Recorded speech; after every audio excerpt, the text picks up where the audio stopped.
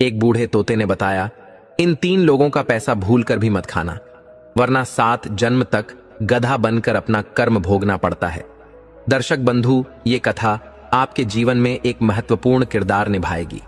दर्शक बंधु, आपका समय नष्ट न करते हुए कथा को शुरू करते हैं। एक घने जंगल में एक पेड़ पर एक तोता अपने घोंसले में शांति और भक्ति के साथ निवास करता था।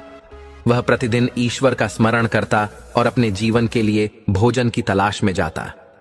एक दिन भोजन की खोज में तोता अपने घोंसले को छोड़कर जंगल के बाहर चला गया।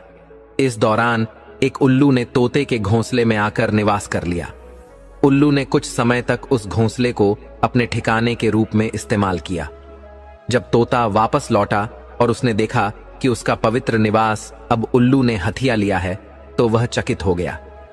तोते ने उल्लू से करुणा भरे स्वर में कहा, उल्लू भाई, यह घोंसला तो मैंने अपनी परिश्रम और प्रभु की कृपा से बनाया है। मैं वर्षों से इसमें निवास कर रहा हूं, कृपया इसे खाली कर दीजिए। उल्लू ने अहंकार भरे स्वर में उत्तर दिया, नहीं भाई, अब यह घोंसला मेरा है। मैं यहां कई दिनों से रह रहा हूं, तुम अचानक आकर इसे अपना कैसे कह सकते हो? प्रिय भक्तों, दोनों के बीच विवाद बढ़ता गया और अंततः उन्होंने यह निर्णय लिया कि वे किसी न्यायप्रिय प्राणी से इस समस्या का समाधान कराएंगे। दोनों हिरण के पास पहुंचे, क्योंकि हिरण अपनी बुद्धिमत्ता और धर्म के प्रति समर्पण के लिए जाना जाता था। उन्होंने हिरण को अपनी समस्या सुनाई। हिरण ने ईश्वर का स्मरण करते हुए स्थिति को समझा और पाया कि उल्लू ने चालाकी से घोंसले पर कब्जा किया है, लेकिन तोते के पास इसे प्रमाणित करने के लिए कोई ठोस साक्ष्य नहीं था। हिरण ने उन्हें एक धर्मपूर्ण उपाय सुझाया। उसने कहा, मैं तुम दोनों को एक कहानी सुनाऊंगा। जो इसका सही उत्तर देगा वही इस घोंसले का वास्तविक स्वामी होगा। तोता और उल्लू ने इस प्रस्ताव को स्वीकार कर लिया। हिरण ने कहा, सुनो, मनुष्य की नीयत कब और कैसे विकृत हो जाती है यह समझना आवश्यक है। और उसने यह कहानी सुनाई। प्रिय भक्तों, एक नगर में एक राजा राज्य प्रताप सेन का राज्य था। वह अपने धर्मपरायण और न्यायप्रिय स्वभाव के लिए प्रसिद्ध था। राजा का पुत्र राघव सेन अत्यंत सुंदर, पराक्रमी और वीर था। राज्य में उसकी बहादुरी और तेजस्विता की चर्चा होती थी। उसकी पत्नी सुनीता अनुपम सौंदर्य की धनी और स्वाभिमानी महिला थी। उसे अपने रूप पर गर्व था और वह इसे प्रभु का वरदान मानती थी। एक दिन राजा अपने पुत्र राघव सेन से अप्रसन्न हो गया और क्रोधवश उसे राज्य से बाहर जाने का आदेश दिया। यह सुनकर राघव सेन अत्यधिक दुखी और हताश हो गया। जब वह महल पहुंचा और अपनी पत्नी सुनीता से मिला तो उसके चेहरे पर चिंता और निराशा की गहरी लकीरें थीं। सुनीता ने अपने पति की इस अवस्था को देखा और व्यथित हो गई। उसने महसूस किया कि उसका पति, जो सदा आत्मविश्वास और प्रभु की शक्ति से प्रेरित रहता था, आज पूर्णतः टूट चुका है। रानी सुनीता ने देखा कि राजकुमार राघव सेन का चेहरा चिंता और परेशानियों से भरा हुआ था। अपने स्वामी की ऐसी अवस्था देखकर रानी सुनीता ने हाथ जोड़कर अत्यंत व्याकुलता से कहा, स्वामी, कृपया बताइए, आप इतने चिंतित और उदास क्यों हैं? राजकुमार राघव सेन, जो अपनी पत्नी से कुछ भी छिपाना नहीं चाहते थे, ने सच्चाई बताते हुए पूरी घटना विस्तार से सुनीता को कह सुनाई। यह सुनते ही रानी सुनीता को गहरा धक्का लगा और वह बेहोश होकर भूमि पर गिर पड़ी। प्रिय दर्शकों, अपनी प्रियतमा को इस अवस्था में देखकर राघव सेन अत्यंत व्याकुल हो गए। उन्होंने तुरंत एक पात्र से जल लेकर सुनीता के चेहरे पर छींटे डाले। कुछ ही क्षणों में रानी सुनीता धीरे धीरे होश में आई। होश में आते ही उन्होंने अपने स्वामी की ओर देखा और करुण स्वर में कहा, स्वामी, मैं आपसे विनती करती हूं, मुझे अकेला छोड़कर परदेश मत जाइए। आपके बिना मैं, हे प्रिय, तुम मेरे साथ परदेश जाकर क्या करोगी? वहां जीवन अत्यंत कठिन है, अनेक संकट और कठिनाइयां आती हैं। तुम, जो हमेशा फूलों जैसे कोमल महलों में रही, वहां के कठोर जीवन को कैसे सहन करोगी? प्रिय दर्शकों, राजकुमार के इन शब्दों को सुनकर रानी सुनीता ने साहस और प्रेम से कहा, पिया जी, चाहे कितने भी बड़े दुख और कठिनाइयां क्यों ना आए, मैं आपके साथ रहकर सब सहन करूंगी। आपके बिना महलों के सुख भी मुझे जंगल के दुखों से अधिक असहनीय लगेंगे। मेरे लिए सबसे बड़ा दुख यही होगा कि मैं आपसे दूर रहूं। इसीलिए स्वामी, मैं आपके साथ ही चलूंगी। सुनीता के इस दृढ़ प्रेम और निष्ठा को देखकर राघव सेन बहुत प्रभावित हुए। उन्होंने मन ही मन विचार किया, मेरी पत्नी मुझसे इतना प्रेम करती है कि वह मेरे बिना यह पीड़ा सहन नहीं कर सकेगी। अंततः उन्होंने निर्णय लिया और कहा, हे प्रिय, अब तुम उदास मत हो। आज मैं तुम्हें अपने साथ परदेश लेकर जाऊंगा। पति के इस निर्णय से रानी सुनीता अत्यंत प्रसन्न हो उठी। अगली सुबह सूरज की पहली किरण के साथ दोनों राजमहल छोड़कर जंगल की ओर निकल पड़े। प्रिय दर्शकों, चलते चलते वे बहुत थक गए। तब उन्होंने एक विशाल बरगद के पेड़ के नीचे विश्राम करने का निश्चय किया।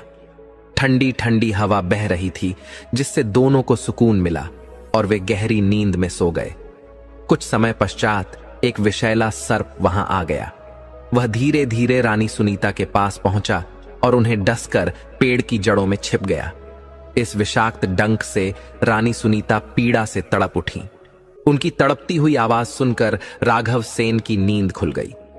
उन्होंने देखा कि उनकी प्रियतमा दर्द से कराह रही हैं और पास ही सर्प पेड़ की जड़ों की ओर जा रहा है।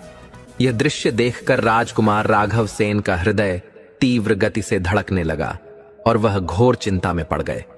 उन्होंने अपनी पत्नी सुनीता को शांत करने का भरसक प्रयास किया, किंतु विष तेजी से फैलने लगा।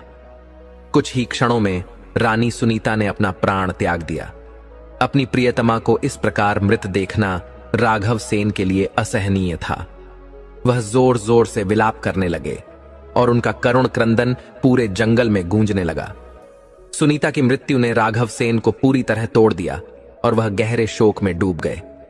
प्रिय दर्शकों, राजकुमार का यह शोकपूर्ण क्रंदन सुनकर जंगल के हिंसक जंतु उनकी ओर बढ़ने लगे, मानो उन्हें अपना शिकार बनाना चाहते हों। किंतु राजकुमार राघव सेन अपनी पीड़ा के बावजूद अपने हृदय पर पत्थर रखकर यह दृढ़ निश्चय कर चुके थे कि यदि उनकी जीवन संगिनी इस जंगल में प्राण त्याग चुकी है तो उनके लिए भी इस जीवन का कोई अर्थ नहीं रह गया। उन्होंने सोचा, मैं भी अपनी पत्नी के साथ इस जंगल में प्राण त्याग दूंगा। यह विचार करते हुए वह जंगल में सूखी लकड़ियां इकट्ठा करने लगे। उनकी आंखों से अश्रु निरंतर बह रहे थे और वे स्वयं से कहते जा रहे थे, आज मैं भी अपनी पत्नी के साथ जलकर मर जाऊंगा। उसके बिना मेरा जीवन व्यर्थ है। प्रिय दर्शकों, ठीक उसी समय वहां से एक सिद्ध संत का गुजरना हुआ। जब उन महात्मा ने राजकुमार को इस स्थिति में देखा तो वे ठिठक गए और उसकी ओर बढ़े। महात्मा ने उसे सांत्वना देते हुए पूछा, वत्स, तुम क्यों इस जंगल में इस प्रकार विलाप कर रहे हो? ऐसा कौन सा दुख है जिसने तुम्हें इतना व्याकुल कर दिया है? यदि तुम इसी प्रकार रोते रहोगे तो यह जंगल के हिंसक जंतु तुम्हें अपना भोजन बना लेंगे। मुझे बताओ, तुम्हारी पीड़ा का कारण क्या है? राजकुमार ने संत की ओर देखा, गहरी सांस ली और करुण स्वर में कहा, हे महात्मा जी, मैं राजकुमार राघव सेन हूं, राजा चंद्रसेन का पुत्र। मेरी पत्नी, जो अत्यंत चरित्रवान, पतिव्रता और मुझसे अनन्य प्रेम करने वाली थी, उसे एक विषैले सर्प ने डस लिया, जिससे उसकी मृत्यु हो गई। ये कहते हुए उनकी आवाज भर्रा गई। उन्होंने आगे कहा, हे महात्मा जी, मेरी पत्नी ने अपने जीवन में केवल मेरे लिए जीना सीखा था। वह इतनी समर्पित थी कि उसने मेरे साथ जंगल की कठिनाइयों का सामना करने का निर्णय लिया, लेकिन मेरे साथ आने के कारण ही आज उसकी जान गई। यदि वह मेरे साथ न आई होती तो आज वह जीवित होती। राजकुमार ने अपनी पीड़ा को प्रकट करते हुए कहा, मुझे यह स्वीकार करना असंभव है कि अब मैं उस चरित्रवान और सच्चे प्रेम की मूर्ति जैसी पत्नी के बिना इस संसार में रहूं। ऐसी पतिव्रता और निष्ठावान पत्नी मुझे इस जीवन में दोबारा नहीं मिल सकती। महात्मा ने उनकी बातें सुनी और गंभीर हो गए। वे गहराई से विचार करने लगे कि इस दुखी युवक की किस प्रकार सहायता की जा सकती है। राजकुमार राघव सेन ने अपनी गहरी पीड़ा और उदासी के साथ महात्मा जी से कहा, हे महात्मा जी, मैं अपनी प्राण प्रिय पत्नी के बिना इस संसार में जीवित नहीं रह सकता। मैं भी अपने जीवन का त्याग करना चाहता हूं ताकि मैं अपनी पत्नी के साथ जा सकूं। मेरी पत्नी ने मेरे कारण ही इस जंगल का कठिन रास्ता चुना था। जब मेरे पिता ने मुझे राज्य से निर्वासित कर दिया तब मेरी पत्नी ने मेरे साथ रहने और सभी कठिनाइयों को सहने का निश्चय किया। लेकिन इस यात्रा के दौरान एक जहरीले सर्प ने उसे डस लिया और वह इस संसार को छोड़कर चली गई। यदि वह मेरे साथ न आई होती तो शायद आज वह जीवित होती। उसकी मृत्यु का कारण मैं स्वयं हूं। राजकुमार की ये बातें सुनकर महात्मा जी ने गंभीर स्वर में कहा, हे पुत्र, तू कितना अज्ञानी और मोह के जाल में फंसा हुआ है। यह संसार ऐसा है जहां जन्म और मृत्यु का चक्र निरंतर चलता रहता है। यह परम सत्य है कि जो इस पृथ्वी पर आता है वह अंततः यहां से चला जाता है। यह संसार का अपरिवर्तनीय नियम है। जो भी इस जीवन में आता है वह अकेला आता है और अकेला ही जाता है। फिर तू क्यों अपनी पत्नी के साथ जाने की हठ कर रहा है? क्या तू नहीं समझता कि यह जीवन ईश्वर का दिया हुआ अनमोल उपहार है? इसे व्यर्थ गंवाना उचित नहीं। यदि तू जीवित रहेगा तो जीवन में तुझे फिर से सुख और समर्पण करने वाली रानियां मिलेंगी। संसार में हर प्रकार का सुख पुनः प्राप्त हो सकता है। प्राण त्यागने का विचार छोड़ दे और जीवन को सहेज। राजकुमार ने आहत स्वर में उत्तर दिया, नहीं महात्मा जी, मैं अपने प्राण अवश्य दूंगा। ऐसी पतिव्रता और चरित्रवान पत्नी मुझे इस जन्म में तो क्या, किसी भी जन्म में नहीं मिल सकती। मेरी रानी ने केवल मुझसे प्रेम किया और मेरे लिए अपना सर्वस्व समर्पित कर दिया। मैं उसकी जगह किसी और को कैसे स्वीकार कर सकता हूं? महात्मा जी ने और भी शांत और गहरे स्वर में समझाने का प्रयास किया। उन्होंने कहा, हे राजकुमार, क्या तू यह नहीं जानता कि मानव शरीर को प्राप्त करना कितना कठिन है? देवता भी इस दुर्लभ शरीर को पाने के लिए प्रयास करते हैं। फिर तू इसे जानबूझकर समाप्त करने का विचार क्यों कर रहा है? यह जीवन अमूल्य है और इसे सहेज कर रखना चाहिए। ईश्वर ने तुझे किसी विशेष उद्देश्य के लिए इस संसार में भेजा है। इसे नष्ट करना अनुचित है। महात्मा जी के ये गूढ़ और सत्य वचन सुनने के बाद भी राजकुमार अपने निर्णय पर अडिग रहे। उन्होंने दृढ़ स्वर में कहा, महात्मा जी, आपकी बातें सत्य हो सकती हैं, किंतु मेरी पत्नी जैसी पतिव्रता और निष्ठावान स्त्री मुझे किसी भी जन्म में नहीं मिल सकती। उसके बिना मेरा जीवन अर्थहीन है। आज मैं अपनी पत्नी के साथ ही जलकर अपने प्राण त्याग दूंगा।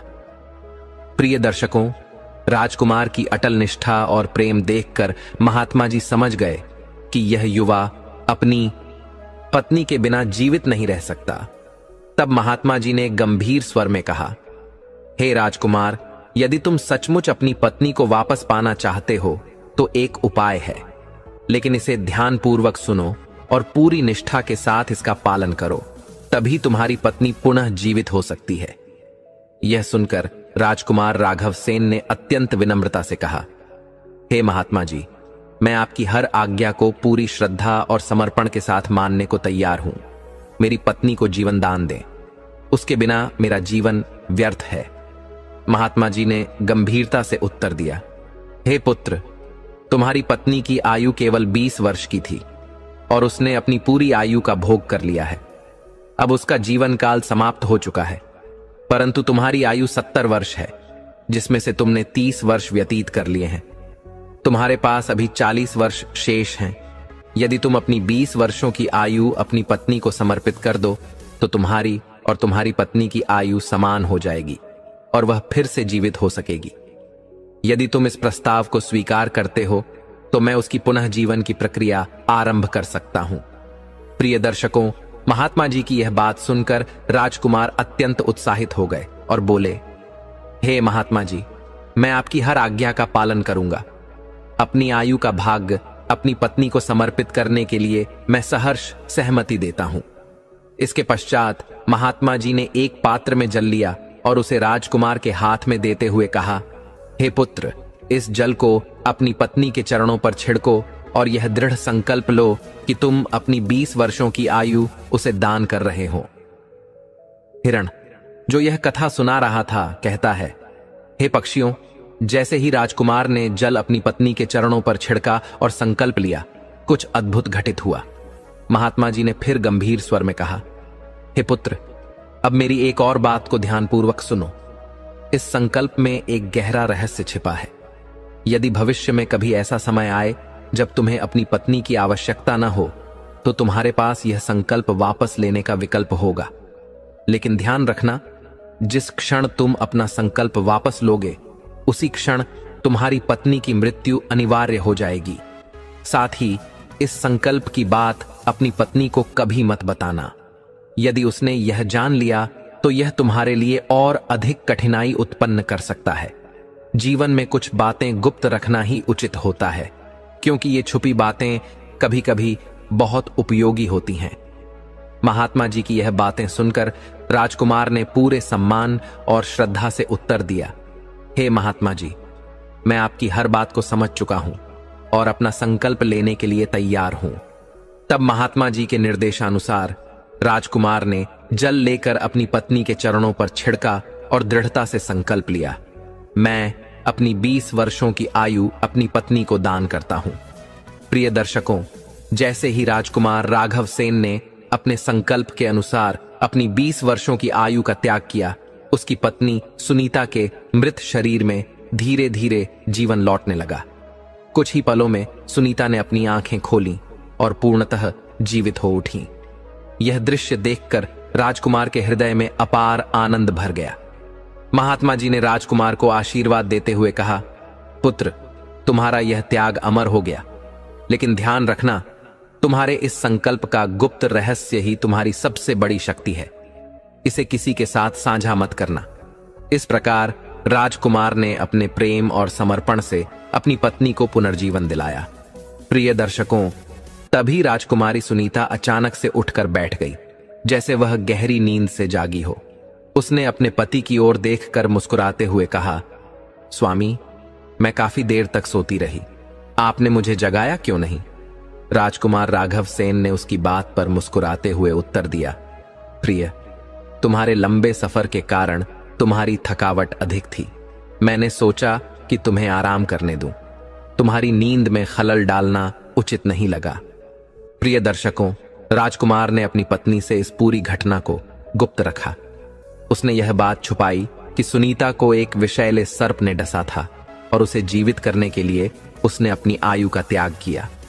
वह नहीं चाहता था कि सुनीता यह सब जानकर दुखी हो। इसके बाद राजकुमार अपनी पत्नी के साथ आगे के सफर पर निकल पड़ा। कई दिनों तक जंगलों और दुर्गम रास्तों पर चलते हुए उन्होंने एक सुंदर और शांत स्थान देखा। वहां एक छोटी सी कुटिया थी और उसके बाहर एक युवा और आकर्षक फकीर बड़े आराम से हुक्का पीते हुए बैठा था। उसके चेहरे पर अद्भुत शांति झलक रही थी। राजकुमार और सुनीता, जो सफर से बेहद थके हुए थे, कुटिया के पास जाकर विश्राम करने का निश्चय करते हैं। दोनों फकीर के पास जाकर बैठ गए। थोड़ी देर बाद राजकुमार ने अपनी पत्नी से कहा, प्रिय, मुझे बहुत प्यास लगी है। सफर के कारण मेरा गला सूख रहा है। पास में ही एक कुआं है, चलो वहां चलकर पानी पी लेते हैं। अगर तुम्हें भी प्यास लगी हो तो मेरे साथ चलो। प्रिय दर्शकों, सुनीता ने बड़ी ही सादगी से उत्तर दिया, पिया जी, मुझे प्यास नहीं लगी है। आप ही कुएं पर जाकर पानी पी आइए, लेकिन जल्दी लौट आइए, क्योंकि मैं यहां अकेली बैठकर आपका इंतजार करूंगी। इस प्रकार राजकुमार अकेले कुएं की ओर पानी पीने चला गया। प्रिय दर्शकों, उसी समय कुछ ऐसा घटित हुआ जिसने राजकुमार और सुनीता के जीवन को पूरी तरह बदल कर रख दिया। राजकुमारी सुनीता, जो कुटिया के बाहर बैठे फकीर को देख रही थी, उसकी ओर आकर्षित हो गई। फकीर की शांति और आकर्षक व्यक्तित्व ने सुनीता का ध्यान खींच लिया। सुनीता की नजरें फकीर के चेहरे पर टिक गईं और वह उसे एक तक निहारने लगी। ऐसा प्रतीत हुआ मानो वह अपनी सुध बुद्ध खो बैठी हो। मन ही मन वह उस फकीर के प्रति आसक्त हो गई। थोड़ी देर बाद सुनीता ने हिम्मत जुटाई और फकीर से कहा, हे फकीर, तुम तो यहां बड़ी शांति और आनंद से रहते हो। तुम्हारा जीवन तो बहुत सुखमय और चिंता मुक्त लगता है। फकीर ने मुस्कुराते हुए उत्तर दिया, यह सत्य है। मैं यहां पूरी मौज और मस्ती के साथ रहता हूं। यदि तुम चाहो तो तुम भी इस तरह आनंद में रह सकती हो। सुनीता ने झिझकते हुए कहा, मैं भी तुम्हारे साथ रहना चाहती हूं, लेकिन मेरे साथ मेरे पति हैं। मैं उन्हें छोड़कर यहां कैसे रह सकती हूं? प्रिय दर्शकों, रानी सुनीता की यह बात सुनकर फकीर समझ गया कि रानी उस पर आसक्त हो चुकी है और उसके मन में कोई और भाव उमड़ रहे हैं। प्रिय दर्शकों, उस क्षण फकीर ने गहरी चालाकी से अपनी योजना बनाई और सुनीता से कहा, यदि तुम सच में मेरे साथ रहना चाहती हो तो एक उपाय है। तुम्हारा पति अभी कुएं पर पानी पीने गया है। जब वह वापस लौटे तो उसे फिर से कुएं पर ले जाकर धक्का दे देना। उसके बाद जो होगा उसकी चिंता मत करना। मैं हमेशा तुम्हारे साथ रहूंगा। फकीर की यह बात सुनकर रानी सुनीता जैसे अपने होश खो बैठी। मोह और अज्ञानता में डूबी हुई उसने उत्तर दिया, हां, मैं ऐसा ही करूंगी। मैं अपने पति को कुएं में धकेल दूंगी। इधर राजकुमार राघव सेन कुएं से पानी पीकर लौटता है। वह अपनी पत्नी के पास आकर मुस्कुराते हुए कहता है, प्रिय, मैं पानी पीकर आ गया हूं। क्या तुम्हें भी पानी चाहिए? सुनीता ने अपनी योजना के अनुसार बड़ी चतुराई से शब्दों को चुना और कहा, पिया जी, आप तो पानी पीकर इतनी जल्दी लौट आए। अब मुझे भी बहुत प्यास लग रही है। मेरा गला सूख रहा है। चलिए, मुझे भी कुएं तक ले चलिए और मुझे पानी पिलाइए। प्रिय दर्शकों, रानी सुनीता की इस बात पर राजकुमार ने मुस्कुराते हुए कहा, प्रिय, मैंने तो तुमसे पहले ही पूछा था कि क्या तुम्हें प्यास लगी है, लेकिन तुमने मना कर दिया था, इसलिए मैं अकेला ही पानी पीने चला गया। लेकिन अब यदि तुम्हें प्यास लगी है तो चिंता मत करो, कुआं पास ही है। मैं तुरंत तुम्हारे लिए पानी लाता हूं। राजकुमार ने अपनी पत्नी को समझाते हुए यह बातें कहीं और फिर पानी लाने के लिए कुएं की ओर बढ़ने लगे। इस पर रानी सुनीता ने चालाकी से कहा, स्वामी, अब मैं यहां अकेली बैठकर क्या करूंगी? मुझे भी आपके साथ चलने दीजिए, मैं आपके पीछे पीछे चलूंगी। प्रिय दर्शकों, राजकुमार राघव सेन अपनी पत्नी के प्रेम में इतना डूबा हुआ था कि उसे इस बात का जरा भी आभास नहीं था कि उसकी अपनी पत्नी, जिसे वह सबसे अधिक प्रेम करता था, उसकी जान लेने के इरादे से उसके साथ कुएं तक जा रही थी। हिरण, जो यह कथा सुना रहा था, कहता है, हे पक्षियों, यह सत्य है कि स्त्रियों के कुछ चरित्र ऐसे होते हैं जिन्हें देवता भी नहीं समझ पाए। स्त्रियों के मोहजाल में बड़े बड़े ज्ञानी और बुद्धिमान पुरुष भी फंस जाते हैं। अब जैसे ही राजकुमार राघव सेन कुएं पर पहुंचता है, वह पानी भरने के लिए बाल्टी को नीचे डालता है। उसी क्षण रानी सुनीता, जो उसके पीछे खड़ी थी, अचानक उसे जोर से धक्का देती है। धक्का लगते ही राजकुमार संतुलन खो देता है और सीधे कुएं में जा गिरता है। प्रिय दर्शकों, ऐसा घिनौना कृत्य करने के बाद रानी सुनीता तुरंत वहां से लौटकर फकीर के पास पहुंच जाती है। फकीर उसे देखकर मुस्कुराता है और उसकी चालाकी पर प्रसन्न होकर कहता है, अब जब तुमने अपने पति को रास्ते से हटा दिया है तो हम दोनों साथ में खुशी खुशी रह सकते हैं। प्रिय दर्शकों, इसके बाद फकीर रानी सुनीता को अपने साथ लेकर एक अन्य राज्य में चला गया। वहां पहुंचकर वे दोनों साथ रहने लगे और उनके बीच गहरा मोह और लगाव दिखने लगा। फकीर, जो अनेक कलाओं में निपुण था, रानी सुनीता को आकर्षक नृत्य सिखाने लगा। जल्द ही सुनीता नृत्य कला में इतनी निपुण हो गई कि नगर भर में उसकी ख्याति फैल गई। लोग उसके नृत्य की प्रशंसा किए बिना नहीं रह पाते थे। प्रिय दर्शकों, इस प्रकार रानी, जिसने अपने पति को छलकर एक नए जीवन की शुरुआत की थी, अब एक प्रसिद्ध नृत्यांगना बन चुकी थी। नगर में उसके नृत्य का जादू हर दिल पर छा गया। फकीर का जीवन भी रानी की नृत्य कला से पूरी तरह बदल गया। रानी की लोकप्रियता और कला ने फकीर को अपार धन संपत्ति दी और वह बड़े ऐशो आराम के जीवन में डूब गया। अब वे दोनों एक भव्य और सुखमय जीवन का आनंद ले रहे थे। लेकिन प्रिय दर्शकों, इस वैभव के पीछे एक गहरी सच्चाई छिपी थी। जब रानी ने अपने पति राघव सेन को कुएं में धकेल दिया था, तो संयोगवश उस कुएं में एक रस्सी लटक रही थी। राजकुमार राघव सेन कुएं में गिरते समय उस रस्सी को पकड़ने में सफल हो गया। रस्सी को कसकर पकड़ते हुए उसने अपने ईश्वर को याद किया और कहा, हे प्रभु, क्या यही मेरे प्रेम और विश्वास का परिणाम है? क्या यही मेरे त्याग की सजा है? कुछ देर बाद ईश्वर की कृपा से उसी रास्ते से व्यापारियों का एक बड़ा कारवां गुजरा। उस कारवां में से एक बंजारा प्यास से व्याकुल होकर पानी लेने के लिए कुएं के पास आया। उसने कुएं में बाल्टी डाली और जैसे ही बाल्टी नीचे पहुंची, राजकुमार राघव सेन ने उसे कसकर पकड़ लिया। प्रिय दर्शकों, बंजारे को बाल्टी खींचने में असामान्य वजन महसूस हुआ। वह चौंक गया और कुएं में झांक कर देखा। कुएं में रस्सी पकड़े लटके हुए एक व्यक्ति को देखकर वह आश्चर्यचकित रह गया। उसने पूछा, भाई तुम कौन हो और इस कुएं में क्या कर रहे हो? इस पर राजकुमार ने उत्तर दिया, भाई मैं एक बड़ी मुसीबत में फंस गया हूं, कृपया मेरी मदद करो और मुझे इस कुएं से बाहर निकालो। यदि तुमने मेरी जान बचाई तो मैं जीवन भर तुम्हारा आभारी रहूंगा और तुम्हारे इस उपकार को कभी नहीं भूलूंगा। बंजारे ने उसकी बातों और पीड़ा को सुनकर दया और करुणा का अनुभव किया। उसने सोचा, इंसान ही इंसान के काम आता है। यदि मैंने आज इसकी मदद नहीं की तो यह मेरी इंसानियत के खिलाफ होगा। उसने तुरंत बाल्टी को दोबारा कुएं में डाला और बड़ी सावधानी से राजकुमार को बाहर निकालने की कोशिश की। कुछ ही देर में उसने राजकुमार राघव सेन को सुरक्षित कुएं से बाहर खींच लिया। प्रिय दर्शकों, इस प्रकार बंजारे की दया और ईश्वर की कृपा से राजकुमार की जान बच गई। अब राजकुमार अपने जीवन के उस मोड़ पर खड़ा था जहां उसे अपनी पत्नी के विश्वासघात का गम और अपने जीवन की नई दिशा का विचार करना था। प्रिय दर्शकों, बंजारे ने आश्चर्य और चिंता से पूछा, भाई आखिर तुम कौन हो और तुम इस गहरे कुएं में कैसे गिर गए? मुझे अपना हाल विस्तार से बताओ ताकि मैं तुम्हारी समस्या को समझ सकूं और मदद कर सकूं। तब राजकुमार राघव सेन ने भारी मन और दर्द भरी आवाज में उत्तर दिया, भाई मैं किस मुंह से आपको अपनी व्यथा सुनाऊं? जो मुसीबतें मेरे साथ हुई हैं वे इतनी दर्दनाक हैं कि मैं किसी और के लिए ऐसी स्थिति की कल्पना भी नहीं कर सकता। भगवान किसी को मृत्यु दे दें लेकिन ऐसी पीड़ा में न डाले। कुछ क्षण रुककर अपनी व्यथा को संभालते हुए राघव सेन ने कहा, मैं एक राजकुमार हूं। मेरे पिता राजा प्रताप सेन ने कुछ कारणों से मुझे अपने राज्य से निर्वासित कर दिया था। मेरा हृदय पहले से ही टूटा हुआ था। मैंने अपनी पत्नी के साथ जंगल में शरण लेने का निर्णय लिया। मेरी पत्नी और मैं एक दूसरे से बहुत प्रेम करते थे।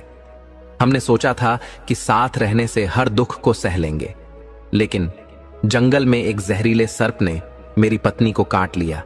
उसके विष से मेरी पत्नी की मृत्यु हो गई। मैं उसके बिना जीने की कल्पना भी नहीं कर सकता था। मैंने निश्चय किया कि मैं भी अपनी पत्नी के साथ प्राण त्याग दूंगा। तभी अचानक एक महात्मा मेरे पास आए। उन्होंने मेरी स्थिति पर दया की और कहा कि यदि मैं अपनी 40 वर्षों की आयु में से 20 वर्ष अपनी पत्नी को दान कर दूं तो वह पुनः जीवित हो सकती है। मैंने बिना किसी हिचक के अपनी आयु का भाग उसे समर्पित कर दिया। उनकी कृपा से मेरी पत्नी जीवित हो उठी। राजकुमार ने गहरी सांस ली और अपनी बात जारी रखी। इसके बाद हम आगे की यात्रा पर निकले। कुछ दिनों के बाद हम एक स्थान पर पहुंचे जहां एक फकीर अपनी झोपड़ी में रहता था। वहीं मुझे बहुत प्यास लगी। मैं कुएं पर जाकर पानी पीने गया और अपनी प्यास बुझाई। जब मैं लौटकर अपनी पत्नी के पास पहुंचा तो उसने कहा कि उसे भी प्यास लगी है। उसने मुझसे आग्रह किया कि मैं उसे भी कुएं पर ले चलूं और पानी पिला दूं। मैं उसे साथ लेकर कुएं पर गया। जैसे ही मैं पानी निकालने में व्यस्त हुआ, मेरी पत्नी भी मेरे पीछे पीछे आई। लेकिन भाई, मैं क्या जानता था कि जिस पर मैंने अपना सब कुछ न्यौछावर कर दिया वही मेरी जान लेने की साजिश कर रही थी। जब मैं पानी निकालने में व्यस्त था तभी मेरी पत्नी ने पीछे से मुझे जोर से धक्का दे दिया। मैं कुएं में गिर पड़ा, लेकिन ईश्वर की कृपा से वहां लटकती हुई एक रस्सी मेरे हाथ आ गई। मैंने उसे कसकर पकड़ लिया और डूबने से बच गया। भाई, उस रस्सी से लटकते हुए मैं सोच रहा था, क्या यही मेरे प्रेम और त्याग का फल है? तभी तुम वहां आए। मैंने तुम्हें आवाज दी और तुम्हारी कृपा से मेरी जान बच गई। तुमने मुझे इस कुएं से निकालकर एक नई जिंदगी दी है। मैं तुम्हारा जीवन भर आड़नी रहूंगा। तुम्हारे इस उपकार को मैं कभी नहीं भूलूंगा। प्रिय दर्शकों, राजकुमार की इस दर्द भरी कहानी को सुनकर बंजारा गहरी सोच में पड़ गया। उसकी आंखों में उदासी और चेहरे पर गहरी चिंता झलकने लगी। उसने कहा, भाई, तुम्हारी कहानी ने मेरे हृदय को भीतर तक झकझोर दिया है। यह संसार सचमुच अजीब है। बंजारे ने गहरी चिंता के साथ कहा, राजकुमार, यह सत्य है कि स्त्रियों के कुछ चरित्र ऐसे होते हैं जिन्हें भगवान तक पूरी तरह नहीं समझ पाए। फिर हम मनुष्य उन्हें कैसे समझ सकते हैं? स्त्रियों के कार्यों में कभी कभी ऐसी गड़बड़ होती है जिसमें फंसकर मनुष्य अपनी पूरी जिंदगी बर्बाद कर देता है। वह कुछ भी नहीं कर पाता और धीरे धीरे बर्बाद हो जाता है। प्रिय दर्शकों, बंजारे ने पूरे मन से राजकुमार राघव सेन के प्रति सहानुभूति व्यक्त की और उसे हिम्मत देते हुए कहा, भाई, तुम बिल्कुल भी चिंता मत करो। भगवान अत्यंत दयालु होते हैं और वे तुम्हारी मदद अवश्य करेंगे। जो कुछ तुम्हारे साथ हुआ वह बहुत दुखद है, लेकिन भगवान की कृपा से तुम्हारा भविष्य उज्जवल होगा। फिर बंजारे ने राजकुमार के सिर पर हाथ फेरते हुए कहा, यदि तुम चाहो तो हमारे झुंड में हमारे साथ रह सकते हो। हम तुम्हारी हर प्रकार से सहायता करेंगे और तुमसे किसी तरह का कोई एहसान नहीं लेंगे। राजकुमार ने उसकी बात सुनकर कृतज्ञता प्रकट की और कहा, मैं तुम्हारे साथ जुड़ने के लिए तैयार हूं। प्रिय दर्शकों, इस तरह बंजारे के साथ यात्रा करते हुए राजकुमार उस राज्य में पहुंचा जहां उसकी पत्नी सुनीता और वह फकीर रहते थे। राज्य को देखकर राजकुमार ने बंजारे से कहा, भाई, मैं चाहता हूं कि कुछ दिन यहां रहकर व्यापार करूं और जीवन में आगे बढ़ने का प्रयास करूं। बंजारे ने मुस्कुराते हुए कहा, मित्र, तुम्हारी इच्छा का पूरा सम्मान किया जाएगा। यहां तुम्हें कोई रोक टोक नहीं है। तुम जैसा चाहो वैसा कर सकते हो। हम तुम्हारे साथ हैं। इसके बाद भूखा और थका हुआ राजकुमार राज्य में काम की तलाश में निकल पड़ा। कुछ दिनों बाद उसकी ईमानदारी और कड़ी मेहनत को देखकर राज्य के बड़े व्यापारियों ने उसे अपनी दुकान में काम करने का प्रस्ताव दिया। राजकुमार ने पूरी निष्ठा और लगन के साथ अपने कर्तव्यों का पालन किया। जल्दी ही उसने व्यापारियों के बीच एक भरोसेमंद और मेहनती व्यक्ति के रूप में अपनी पहचान बना ली। व्यापारियों ने उसकी मेहनत और ईमानदारी को देखकर उसे बड़े सम्मान से नवाजा और कुछ दिनों बाद उसे मुनीम के रूप में नियुक्त किया। राजकुमार ने इस अवसर का भरपूर लाभ उठाया और व्यापार के कार्यों में अपनी पूरी क्षमता लगा दी। धीरे धीरे उसका काम इतना प्रभावशाली हो गया कि उसने व्यापार में महारत हासिल कर ली। प्रिय दर्शकों, इधर वह हिरण जो यह कथा सुना रहा था कहता है, हे पक्षियों, इस प्रकार राजकुमार राघव सेन के दिन बड़े आराम और खुशी से गुजरने लगे। जिस मेहनत और संघर्ष से उसने अपने जीवन को फिर से खड़ा किया था, वह अब अच्छे परिणाम देने लगा था। एक दिन उसी नगर के राजा के दरबार में एक महत्वपूर्ण आयोजन हुआ। इस आयोजन में राजकुमारी सुनीता का नृत्य प्रदर्शन होने वाला था। यह नृत्य महोत्सव पूरे नगर में चर्चा का विषय बन गया था। राजकुमारी सुनीता, जो नृत्य कला में अत्यंत निपुण हो चुकी थी, राज्य में सबसे बड़ी नर्तकी के रूप में प्रसिद्ध थी। उसकी अद्भुत नृत्य कला ने केवल राजा ही नहीं बल्कि समस्त प्रजा का दिल भी जीत लिया था। राजकुमार के मित्र व्यापारी ने एक दिन उससे कहा, मैं राजा के दरबार में नृत्य देखने जा रहा हूं। यदि तुम चाहो तो मेरे साथ चल सकते हो। प्रिय दर्शकों, राजकुमार राघव सेन ने मुस्कुराते हुए अपने मित्र व्यापारी से कहा, बिल्कुल, क्यों नहीं। इस बहाने मैं भी उस अद्वितीय नृत्यांगना का प्रदर्शन देख सकूंगा जिसकी चर्चा पूरे राज्य में हो रही है। यदि तुम मुझे अपने साथ ले चलो तो यह मेरे लिए भी एक विशेष अवसर होगा। इस प्रकार राजकुमार अपने मित्र के साथ राजा के दरबार में जाने का निर्णय करता है। जब वह दरबार पहुंचता है तो देखता है कि रानी सुनीता एक अप्सरा के समान सुंदरता के साथ मंच पर नृत्य के लिए आ रही है। उसकी मोहक सुंदरता और नृत्य कला ने वहां उपस्थित हर व्यक्ति का ध्यान अपनी ओर खींच लिया। रानी ने नृत्य की शुरुआत बड़े ही आनंदमय और मधुर स्वर में की। उसने एक के बाद एक अद्भुत गानों और मनमोहक नृत्य का प्रदर्शन किया। रानी की नृत्य कला इतनी उत्कृष्ट थी कि वहां उपस्थित हर व्यक्ति उसकी प्रशंसा करने के लिए मजबूर हो गया। उसकी कला ने राजा और दरबारियों को मंत्रमुग्ध कर दिया। रानी के नृत्य ने दरबार में एक ऐसा माहौल उत्पन्न कर दिया जिसे कोई भी कभी नहीं भुला सकता था। उसकी प्रस्तुति इतनी अद्वितीय थी कि विद्वान और नगर के प्रमुख लोग भी उसकी प्रशंसा करने लगे। उन्होंने कहा, यह नृत्य वास्तव में अनुपम है। इसे देखने का अवसर जीवन में बहुत दुर्लभ है। रानी की कला ने पूरे दरबार को एक सूत्र में बांध दिया और वह पल सभी के लिए ऐतिहासिक बन गया। प्रिय दर्शकों, इसी बीच राजकुमार राघव सेन ने अपनी जेब से एक अंगूठी निकाली जिस पर एक सुंदर और चमकदार हीरा जड़ा हुआ था। उसने वह अंगूठी रानी सुनीता को भेंट की। यह अंगूठी एक ऐसा संकेत थी जो राजकुमार की पहचान को रानी के सामने प्रकट कर रही थी। रानी सुनीता ने जब अंगूठी देखी तो तुरंत उसे पहचान लिया। उसके मन में एक विचार उठा और वह चौंक गई। उसने सोचा, यह तो बहुत हैरान करने वाली बात है। मेरा पति जीवित है और यहां तक पहुंच चुका है। अगर उसने मुझे पहचान लिया तो वह मुझे कभी नहीं छोड़ेगा। मुझे अब ऐसा कुछ करना होगा जिससे वह जीवित न रह सके। प्रिय दर्शकों, रानी के मन में एक खतरनाक योजना ने जन्म लिया। उसने निश्चय किया कि वह राजा के लिए एक और भव्य नृत्य और गीत की प्रस्तुति देगी ताकि राजा प्रसन्न होकर उससे कोई वरदान मांगने को कहे। फिर वह राजा से ऐसा आदेश दिलवाएगी जिससे वह अपने पति को समाप्त कर सके। इसके बाद रानी सुनीता ने एक अत्यंत मधुर गीत गाया। उसके गीत के हर शब्द में ऐसी मिठास और सुर में इतनी निपुणता थी कि वह पूरी सभा को अपनी ओर खींच लाया। फिर उसने एक शानदार नृत्य किया जिसकी हर चाल इतनी मोहक और मनमोहक थी कि देखने वाले मंत्रमुग्ध होकर देखते ही रह गए। उसका नृत्य इतना आकर्षक और सुंदर था कि पूरा दरबार चुपचाप उसकी कला का अनुकरण करने के लिए मजबूर हो गया। प्रिय दर्शकों, राजा, जो रानी सुनीता के अद्भुत नृत्य और गायन से अभिभूत हो चुका था, खुशी से झूमते हुए बोला, हे सुंदर नर्तकी, तुम्हारे नृत्य और गायन ने मुझे अत्यधिक आनंदित कर दिया है। यदि तुम कुछ मांगना चाहती हो तो निर्भय होकर कहो, मैं तुम्हारी हर इच्छा पूरी करूंगा।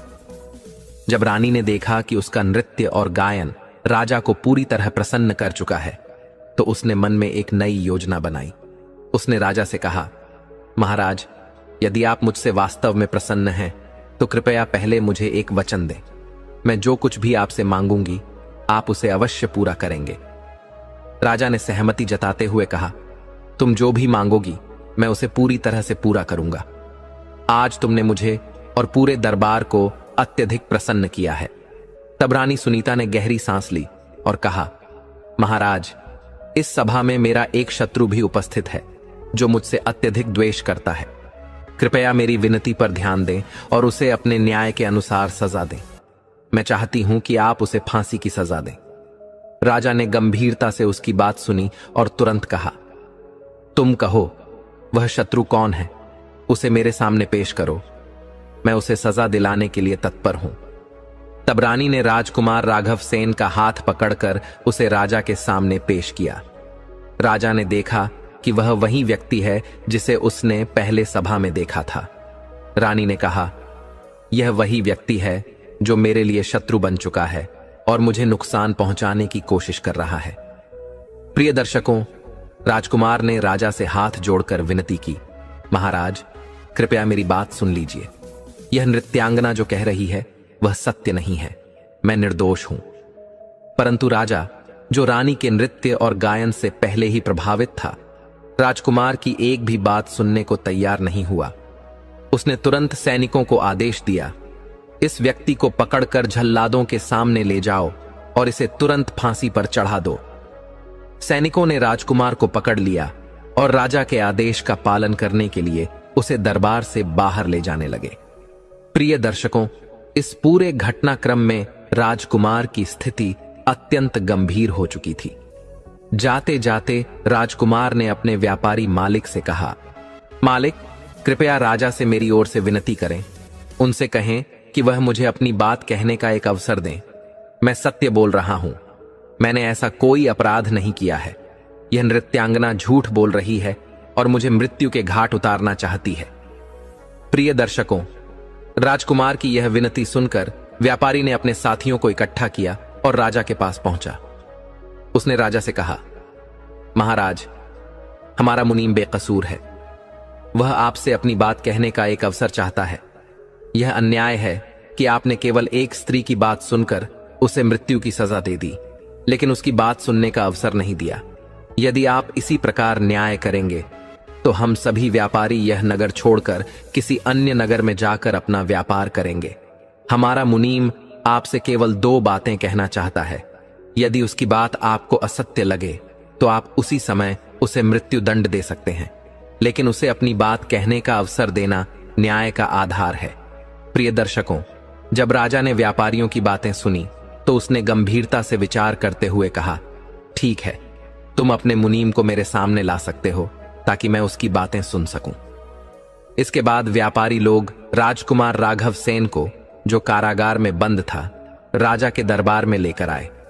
राजा ने गंभीरता से राजकुमार को संबोधित करते हुए कहा, तुम जो भी कहना चाहते हो उसे बिना किसी डर के मेरे सामने स्पष्ट शब्दों में कहो। मैं तुम्हारी बात सुनने के लिए तैयार हूं।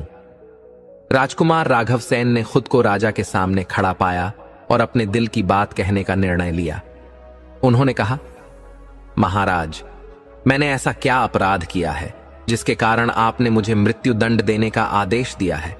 कृपया मुझे बताएं, मैं किस अपराध में दोषी हूं? राजा ने उत्तर दिया, तुम उस नर्तकी के शत्रु हो, तुमने उसकी वस्तु चुराई है और तुम उसके अपराधी हो। इस पर राजकुमार ने तुरंत जवाब दिया, महाराज, मैं इस नर्तकी का चोर नहीं हूं, बल्कि उसका पति हूं। इसने मुझे धोखा दिया है। इसने मुझे कुएं में धक्का देकर अपनी नई राह चुनी और एक फकीर के साथ भाग गई। यह महिला मेरी शत्रु है, मैं इसका शत्रु नहीं हूं। प्रिय दर्शकों, जब नर्तकी ने देखा कि मामला उसके नियंत्रण से बाहर जा रहा है, तो उसने तुरंत राजा से कहा, हे महाराज, आप मुझे गलत समझ रहे हैं।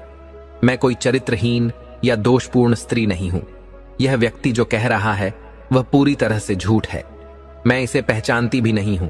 यह मेरा शत्रु है और मुझ पर झूठे आरोप लगा रहा है। राजकुमार राघव सेन ने राजा से कहा, महाराज, यदि यह महिला मेरी पत्नी नहीं है तो कृपया वह वस्तु मुझे वापस दिलवाएं जो मैंने इसे अपनी अमानत के रूप में सौंपी थी। मेरी कुछ वस्तुएं इसके पास हैं। मैं चाहता हूं कि वे मुझे लौटा दी जाएं। राजकुमार की इन बातों को सुनकर राजकुमारी सुनीता ने बड़ी सहजता से उनकी बात को स्वीकार कर लिया। उसने बिना किसी झिझक के कहा कि वह अमानत लौटाने के लिए तैयार है। राजकुमार राघव सेन ने तब कहा, ठीक है, अब गंगाजल लाया जाए। इस सभा में सबके सामने न्याय होगा और सत्य का निर्णय होगा। तब राजकुमारी सुनीता ने गंगाजल का पात्र अपने हाथों में लिया और उसे भूमि पर गिराते हुए कहा, जो वस्तु इसने मुझे दी थी मैं उसे आज वापस करती हूं। प्रिय दर्शकों, उसी क्षण राजकुमार राघव सेन ने भी गंगाजल का पात्र अपने हाथ में लिया और कहा, जो वस्तु मैंने अपनी रानी को दी थी आज मैं उसे वापस लेता हूं। उन्होंने भी जल को भूमि पर छोड़ दिया। जब राजकुमारी सुनीता ने गंगाजल भूमि पर गिराया, उसी पल उसका शरीर निर्जीव हो गया। उसके प्राण पखेरु उड़ गए और वह भूमि पर गिर पड़ी। प्रिय दर्शकों, यह अद्भुत दृश्य देखकर सभा में उपस्थित सभी लोग स्तब्ध रह गए। एक अप्रत्याशित घटना ने पूरे दरबार को मौन कर दिया। राजा स्वयं इस घटना से आश्चर्यचकित हो गए और समझ नहीं पा रहे थे कि यह सब अचानक कैसे हुआ। राजा ने गंभीर स्वर में राघव सेन से कहा, हे व्यापारी, यह क्या अनहोनी घटी है? कृपया मुझे पूरी सच्चाई बताइए। तब राजकुमार राघव सेन ने अपनी यात्रा की पूरी कहानी और संघर्षों को विस्तार से राजा के समक्ष प्रस्तुत किया। उन्होंने बताया कि कैसे उनकी पत्नी ने उन्हें धोखा दिया और उनकी जान को खतरे में डाल दिया। सभा में उपस्थित सभी लोगों ने ध्यानपूर्वक उनकी बातें सुनी और राजा ने भी धैर्यपूर्वक पूरी कथा को सुना। राजा ने गहन चिंतन के बाद राघव सेन को अपनी छाती से लगाते हुए कहा, हे वीर, तुम्हारी बहादुरी और सत्यनिष्ठा ने मेरे हृदय को छू लिया है। मैं तुम्हारे साहस और सच्चाई को प्रणाम करता हूं। राजा ने घोषणा की, अब मैं अपनी बेटी राजकुमारी सुकन्या का विवाह राघव सेन से करूंगा। तुम न केवल एक सच्चे और सम्मानित व्यक्ति हो, बल्कि तुम्हारी सच्चाई ने तुम्हें सबके दिलों में विशेष स्थान दिलाया है। प्रिय दर्शकों, इस प्रकार राजा ने राजकुमारी सुकन्या का विवाह राघव सेन से किया। इस विवाह ने न केवल राजकुमार की स्थिति को और अधिक सुदृढ़ किया, बल्कि उनके जीवन में एक नई दिशा भी प्रदान की। इस कहानी को सुनने के बाद हिरण ने अपने विचार व्यक्त करते हुए कहा, हे पक्षियों, इस कथा ने मेरे हृदय पर गहरी छाप छोड़ी है। मैंने यह सीखा है कि धोखा और विश्वासघात सबसे बड़े पाप हैं। उल्लू ने सिर झुकाते हुए कहा, यह कहानी सिखाती है कि विश्वासघात और पाप में स्त्री या पुरुष का भेद नहीं होता। यह केवल इंसान की सोच और उसकी नीयत पर निर्भर करता है।